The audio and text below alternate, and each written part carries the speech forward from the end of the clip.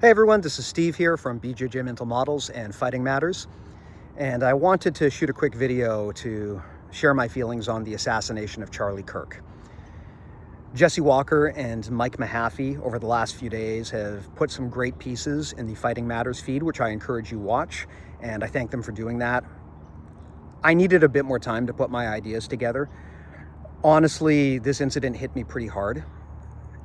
The last time I can recall feeling this way about what was happening in America was January 6th, and before that, 9/11, where it really felt like an event was causing America to take a sharp lurch in the wrong direction. I condemn the assassination of Charlie Kirk in the strongest possible terms, end of sentence. And I think that needs to be said.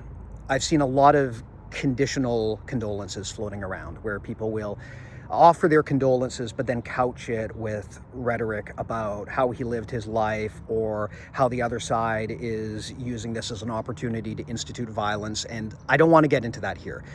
We can and should have conversations, uncomfortable conversations, about the sources of this violence and what needs to be done to fix it. But there will come a time for that. This killing may create a ripple impact that affects American politics for a very long time. We don't need to start finger pointing today. This is a time for everyone to express shared humanity and come together and express condolences, even for people that they otherwise don't agree with. I'm not going to get into Charlie Kirk's politics here.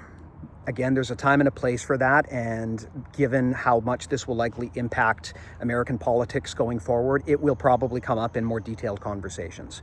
For now, I just want to take a moment to talk about why we should all condemn this killing, regardless of our political affiliations.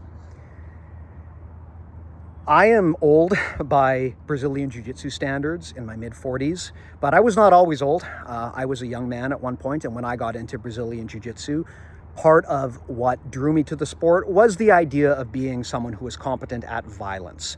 I think that's a big part of why many young men are drawn to the fighting arts.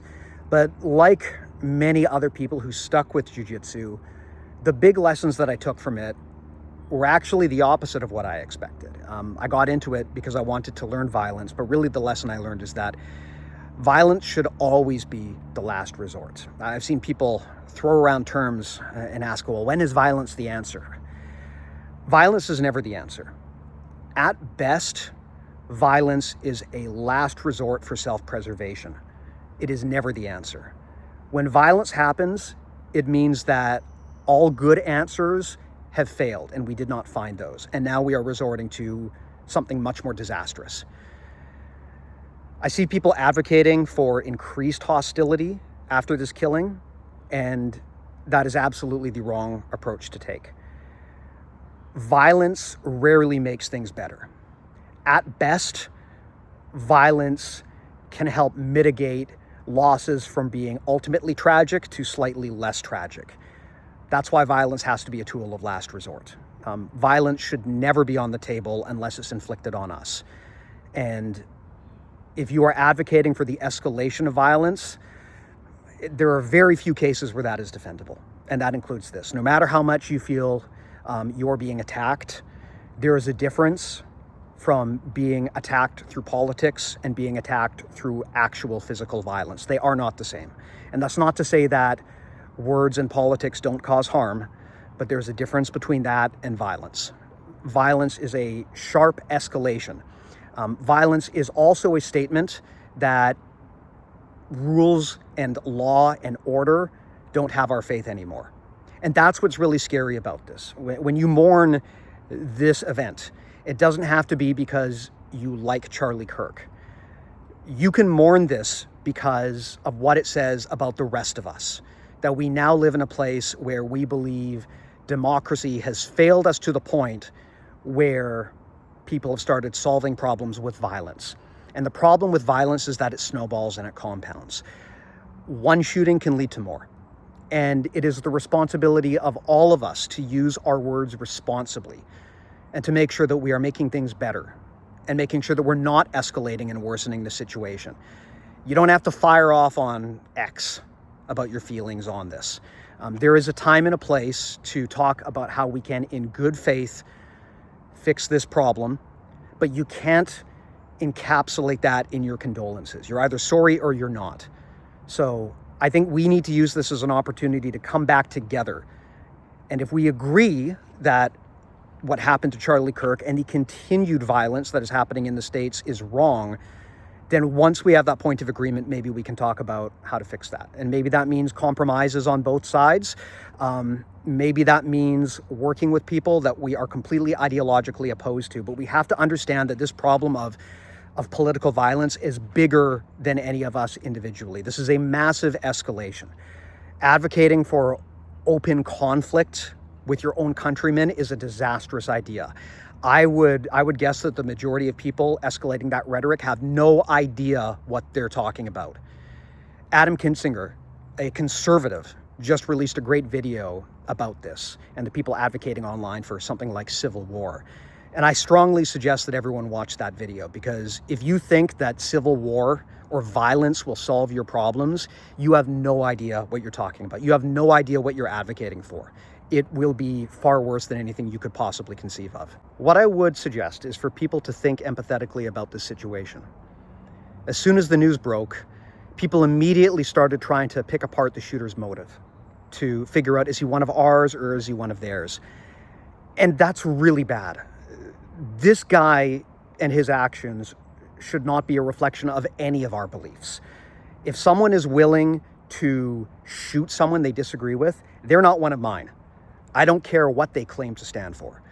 Everyone needs to take that stance. We cannot be playing this team game of whose side was he on. I'm hesitant to even get into the specifics because there's been so much misinformation reported. Even the right-wing Wall Street Journal and the left-wing Guardian have had to retract stories that they published about the shooting. So I don't want to share too many specifics because it's changing and evolving rapidly. But transcripts and details were just released about the conversations that the alleged shooter had with people in their lives. The parents, the partner, and I really think everyone should go and read those transcripts and those details, because they paint a picture of a problem that is not specifically left or right, but rather of a problem that is specifically American. You've got a family that is quite right-wing, identifies as MAGA, Republicans in Utah, Mormons, and their son has a partner who appears to be trans. This touches a lot of demographics in American society, and people are rushing to put blame on whatever party is convenient for them. But I really suggest people look at the details of what has been released here.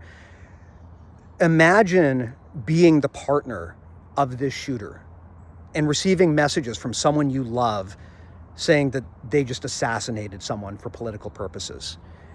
And knowing in that moment that your life and your partner's life and the lives of everyone you care about, and even people you don't, are irreparably shattered now.